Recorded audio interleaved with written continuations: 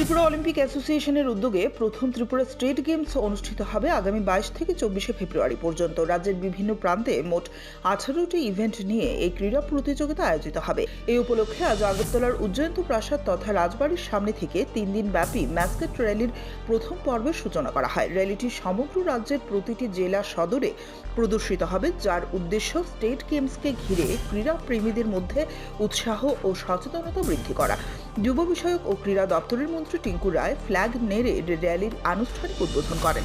অনুষ্ঠানে উপস্থিত ছিলেন ত্রিপুরা অলিম্পিক অ্যাসোসিয়েশনের সম্পাদক সুজিত রায়, ত্রিপুরা স্পোর্টস কাউন্সিলের সচিব, ত্রিপুরা অলিম্পিক অ্যাসোসিয়েশনের চেয়ারম্যান সহ অন্যান্য বিশিষ্ট ব্যক্তিবর্গ। আয়োজকদের আশা, এই স্টেট গেমস রাজ্যের ক্রীড়া প্রতিভা বিকাশে নতুন দিগন্ত উন্মোচন করবে। আজকের আমাদের এই যে সিম্বলটা, লোগোটা, আমাদের এই ক্রীড়া যে অনুষ্ঠান হবে তার যে লোগোটা আমরা অনুষ্ঠান আজকে তার সূচনা, এর নামকরণের কথা বলেছেন আমাদের মাননীয় চেয়ারম্যান রতন শাহ মহোদয় যে আমি তার একটা নাম দেব।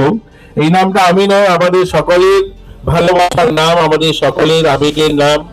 আমরা দীর্ঘ বছর পর এই রাজ্যে আমরা বলতে পারি ত্রিপুরা রাজ্যের পূর্ণ রাজ্যের মর্যাদা পাওয়ার পর এইরকম একটা অনুষ্ঠান আমরা করছি যে অলিম্পিক অ্যাসোসিয়েশনের দ্বারা অনুষ্ঠিত হতে চলছে। আমাদের ক্রীড়া দপ্তর প্রতি বছর অনেকগুলো অনুষ্ঠান করেন, কিন্তু আমাদের অ্যাসোসিয়েশন দ্বারা, অর্থাৎ যে সমস্ত ক্রীড়া অ্যাসোসিয়েশন রয়েছে তাদের দ্বারা, তাদের পরিচালিত যে মাদার সংগঠন অলিম্পিক অ্যাসোসিয়েশন, তারা অনুষ্ঠানটা অর্গানাইজ করছে। এটা প্রথমবার আমাদের রাজ্যে হচ্ছে। তো আমি এটার প্রথমেই যে নামটা হবে সেই নামটা নিয়ে বলতে চাই। আপনারা সকলেই জানেন যে অলিম্পিক গেম যেখান থেকে শুরু হয়েছে, অলিম্পিক গেম